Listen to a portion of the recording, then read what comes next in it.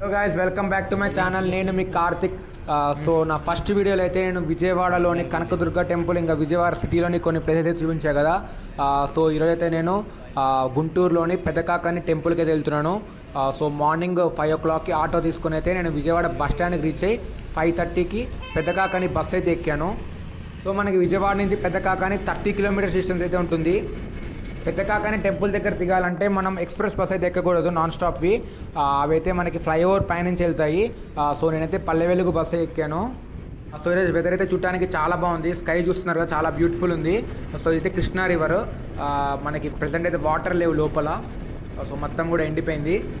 So మనం ఈ bridge దాటగానే మనం గుంటూరులోకి అయితే ఎంటర్ అవుతాము. సో ఇప్పుడు గుంటూరులోకి అయితే ఎంటర్ అయ్యాము. సో ఇదైతే వడ్డేశ్వరం అనే ఏరియా. లెఫ్ట్ సైడ్లో లోపల ఒక 2 kilometers వెళ్తే మనకి కేఎల్ యూనివర్సిటీ అయితే ఉంటుంది.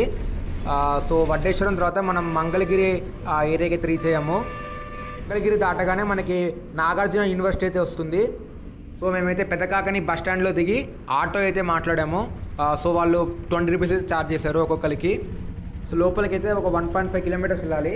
మేమైతే 1 hour జర్నీ చేసి ఈ టెంపుల్ దగ్గరికి అయితే రీచ్ అయ్యాము. సో చూస్తున్నారు కదా, ఇదే మనకి శ్రీ మల్లేశ్వర స్వామివారి దేవస్థానం. సో మనం మార్నింగ్ టైంలో వస్తే 1 hourలో విజయవాడ నుంచి ఈ టెంపుల్ దగ్గరికి అయితే రీచ్ కావచ్చు. సో గుడి బయట నుంచి చూస్తున్నారు కదా గాలి గోపురాన్ని. సో ఫస్ట్ అయితే మనం టికెట్ తీసుకొని తర్వాత అయితే గుడి లోపలికి వెళ్దాము. సో ఇక్కడైతే స్వామివారి సేవలకు సంబంధించిన వివిధ పూజల యొక్క రేట్లు అయితే పెట్టారు. రాహుకేతు పూజకైతే ప్రజెంట్ 500 అయితే ఛార్జ్ చేస్తున్నారు. సో మేమైతే టికెట్ తీసుకొని లోపలికి అయితే వెళ్ళాము. సో ఇక్కడ అయితే మనం పూజ సామాన్ అయితే కొనుక్కోవాలి. సో అదైతే ఒక 100 rupees ఉంది. 7 o'clock అయితే మనల్ని ఆ మండపంలోకి పంపిస్తారు. సో ఆ మండపంలో 7:30కి అయితే పూజ స్టార్ట్ చేసి 9:30 కల్లా పూజ అయితే మొత్తం కంప్లీట్ అయిపోతుంది. సో అది అయిపోయిన తర్వాత నవగ్రహాల ప్రదర్శన చేసి మనం గుడి లోపలికి అయితే వెళ్తాము. సో ఇప్పుడైతే నేను గుడి లోపలికి అయితే వెళ్తున్నాను. సో ఈ ఆలయం 1000 సంవత్సరాల చరిత్ర గల ఆలయము. ఇక్కడ మనకి బ్రహ్మరాంబ మల్లికార్జున స్వామి వారు స్వయంభూగా అయితే వెలిశారు. భరద్వాజ మహర్షి ఈ ఆలయంలో కాకాసురుడు అనే రాక్షసుడికి విముక్తి కల్పించాడు కాబట్టి ఈ ప్రాంతానికి కాకాని అనే పేరైతే వచ్చిందంట. ఆలయంలో వెనక సైడ్ మనకి నాగేంద్రుని పుట్ట అయితే ఉంటుంది. సో అక్కడైతే మనం పాలు పోద్దాము. సో చూస్తున్నారు కదా, భక్తులందరూ కూడా నాగేంద్ర స్వామి వారికి పాలు పోసి పసుపు కుంకుమ అయితే ఆ పుట్ట పైన జల్లుతున్నారు. ఈ ఆలయాన్ని అయితే తొలుత ఆదిశంకరాచార్యుల వారైతే నిర్మించారు. ఆ తర్వాత 1440లో శ్రీకృష్ణదేవరాయలు వారైతే ఈ ఆలయాన్ని పూర్తిగా కూడా రెనోవేట్ చేశారు. అప్పటి ఆర్కిటెక్చర్ డిజైన్ అయితే మీరు ఇప్పుడు ఈ ఆలయంలో చూడొచ్చు. ఆలయ డిజైన్ అయితే చూడటానికి చాలా బాగుంది. ఇక్కడే మనకి స్వామివారి విగ్రహం అయితే ఉంటుంది. సో విగ్రహానికి చేసిన అభిషేకం నీళ్ళు అయితే మనం ఇక్కడ తీసుకోవచ్చు. ఇక్కడే మనకి రైట్ సైడ్లో దీపాల స్టాండ్ అయితే పెట్టారు. సో ఇక్కడే మనం దీపాలు కూడా వెలిగించుకోవచ్చు. ఇక్కడే మనకి ఆలయం యొక్క శిఖర దర్శనం కూడా చేసుకోవచ్చు. సహస్ర దీపాలంకరణ టికెట్కి అయితే 3500 రూపాయలు ఉంటుంది. ప్రతి శుక్రవారం కూడా ఈ పూజ అయితే మనకి జరుగుతుంది. సో మనకి లెఫ్ట్ సైడ్లో నిత్య కళ్యాణ మండపం అయితే ఉంటుంది. ఆలయం లోపలైతే మనకి కెమెరా అలో లేదు. ఆలయం లోపల మనకి మల్లికార్జున స్వామి బ్రహ్మరాంబ దేవి అయితే ఉంటారు. ఇక్కడ బయట అయితే మీరు మహిషాసుర మర్దిని అమ్మవారిని అయితే చూడవచ్చు. హనుమంతుని విగ్రహం కూడా చూడవచ్చు. ఈ ఆలయం యొక్క రాజగోపురం అయితే 60 అడుగుల ఎత్తు అయితే ఉందంట.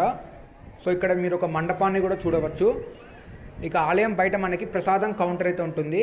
ఇక్కడ మనకి వడ, పులిహోర, లడ్డు అయితే ఉంటుంది. ఏ దానికైనా 10 రూపాయలే. సో ఇప్పుడు పెదకాకాని ఆలయాన్ని అయితే చూశారు కదా, మనకి ఈ ఆలయానికి రైట్ సైడ్లో కళ్యాణ కట్ట అయితే ఉంటుంది. మనము ఇక్కడే కార్ పార్కింగ్ చేసుకోవడానికి కూడా ప్లేస్ ఉంటుంది. ఈ వెనకలే మనకి సుబ్రహ్మణ్య స్వామి ఆలయం అయితే ఉంటుంది. ఆ ఆలయానికి లెఫ్ట్ సైడ్లోనే మనకి పాయసం చేసే ప్లేస్ అయితే ఉంటుంది. సో ఈ ఆలయంలో అయితే మనకి చాలా కోతులు కూడా ఉన్నాయి. ఇక ఆటో తీసుకొని మేమైతే 10 o'clock కల్లా గుడి నుంచి అయితే బయటికి స్టార్ట్ అయ్యాము. సో ఇప్పుడైతే మేము మెయిన్ రోడ్ దగ్గరికి అయితే రీచ్ అయ్యాము. సో మనకి ఈ విగ్రహం దగ్గరే బస్ స్టాప్ అయితే ఉంటుంది. సో ఇక్కడైతే మనకి విజయవాడ వెళ్ళే బస్సెస్ అయితే వస్తాయి, గుంటూరు నుంచి విజయవాడ వెళ్ళేవి. సో పెదకాకాని గుడిలో రాహుకేతు పూజ చేయించుకున్న వాళ్ళు ఆ రోజు మొత్తం కూడా తరిగిన కూరలు ఏవి కూడా తినకూడదు. ఓన్లీ ఫ్రూట్స్ ఇంకా పాలు మాత్రమే తాగాలి. అండ్ రాత్రిపూట అయితే నేల మీద పడుకోవాలంట. సో మేమైతే విజయవాడ వెళ్ళే బస్సు ఎక్కాము. సో ఇక్కడ గుడి దర్శనం అయితే అంతా బాగా జరిగింది. సో 10 o'clock కల్లా మేమైతే రిటర్న్ జర్నీ కూడా స్టార్ట్ అయిపోయాము. మనకి పెద్ద కాకంలో ఓన్లీ 12 వరకే రాహుకేతు పూజ చేస్తారు. సో మీరు ఎంత వీలైతే అంత పొద్దున్నే వెళ్ళడానికి ట్రై చేయండి. సో ఇప్పుడు విజయవాడకి అయితే మేము రీచ్ అయిపోయాము.